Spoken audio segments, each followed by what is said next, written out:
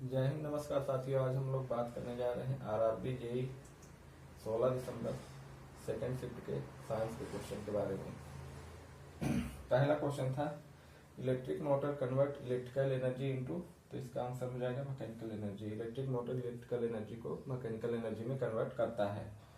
दूसरा क्वेश्चन था why is depletion of ozone layer is concern for humans. Ozone layer का depletion humans के लिए कंसर्न का विषय क्यों है? क्योंकि इसका आंसर हो जाएगा क्योंकि ओजोन लेयर हमें प्रोटेक्ट करता है from harmful radiation coming from the sun. तो फिर अगर ओजोन लेयर में डिप्लीशन हो जाएगा तो रेडिएशन डायरेक्ट अपने ऊपर पड़ने लगेंगी और स्किन कैंसर होने के चांसेस बढ़ जाएंगे। तीसरा क्वेश्चन है which category is not a class of consumers. मतलब कि 4 ऑप्शन दिए, इसमें से कंज्यूमर कौन सा नहीं है? कंज्यूमर वही होता है जो नहीं होता जो कि प्रोड्यूसर होता है। इसका आंसर हो जाएगा प्रोड्यूसर। इसमें पहला ऑप्शन है कार्निवोरस। कार्निवोरस वो होते हैं जो कि एनिमल फ्लैश खाते हैं। दूसरा होता है हर्बीवोरस। हर्बीवोरस वो होते हैं जो कि हर्ब्स खाते हैं, मतलब पेड़ पौधे। और तीसरा पैरासाइट होता है। पैरासाइट होता है कि जो कि अदर लिविंग बीइंग के ऊपर डिपेंड करता है अपने सर्वाइवल के लिए, वो होता है पैरासाइट।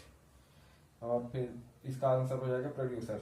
फोर्थ नंबर क्वेश्चन है why do non biodegradable waste cause environmental problem. जो नॉन बायोडिग्रेडेबल वेस्ट होते हैं जैसे कि प्लास्टिक हो गया, ये इन्वायरमेंट में प्रॉब्लम क्यों बन रहे हैं? इसका आंसर हो जाएगा they remain in the environment for a long period of time. इसका आंसर ये है कि मतलब जो नॉन बायोडिग्रेडेबल वेस्ट रहते हैं वो इन्वायरमेंट में बहुत लंबे समय के लिए रहते हैं, जैसे 200-300 साल प्लास्टिक रहता है, इसीलिए वो इन्वायरमेंट के लिए प्रॉब्लम बन जाते हैं।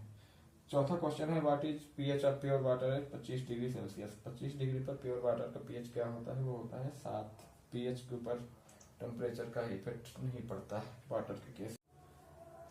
छठवां क्वेश्चन है कॉम्बिनेशन रिएक्शन के बारे में कि कॉम्बिनेशन रिएक्शन क्या होता है। कॉम्बिनेशन रिएक्शन में क्या होता है, जब AB प्लस C होता है तो हो जाता है ABC। और डिकम्पोजिशन रिएक्शन क्या होता है? डिकम्पोजिशन रिएक्शन में ABC रहता है, उसमें अगर हम हीट प्रोवाइड करते हैं तो AB प्लस C अलग हो जाता है, AB एक साथ रहता है, C अलग हो जाता है। और डिस्प्लेसमेंट रिएक्शन क्या होता है? डिस्प्लेसमेंट रिएक्शन में जैसे एक AB है और CD है तो A C के साथ चला जाता है और B D के साथ चला जाता है, तो ये हो जाता है डिस्प्लेसमेंट रिएक्शन।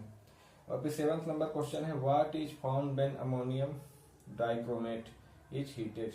जब अमोनियम डाइक्रोमेट को हीट किया जाता है तो क्या बनता है?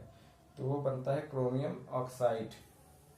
अमोनियम डाइक्रोमेट का फार्मूला होता है NH4 Cr2O7। जब इसको हीट करते हैं तो Cr2O3 बनता है। अमोनियम क्रोमेट को जब हीट करते हैं तो क्रोमियम ऑक्साइड बनता है, Cr2O3 प्लस नाइट्रोजन गैस निकलती है, ऑक्सीजन गैस निकलती है और H2O बनता है वाटर। और ये एक प्रकार का एक्सोथर्मिक रिएक्शन, मतलब इसमें हीट इवॉल्व होती है।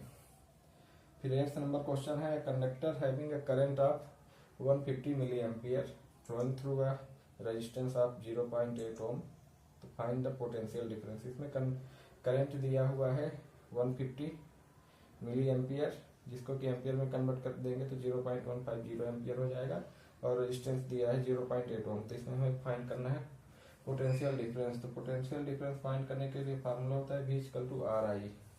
इसमें रखेंगे जब तो V इक्वल टू RI में तो ये हो जाएगा V बराबर 0.8 इंटू 0.150, तो आंसर आ जाएगा 0.12 वोल्ट। यही होगा आपका पोटेंशियल डिफरेंस। फार्मूला यूज होगा V इक्वल टू RI।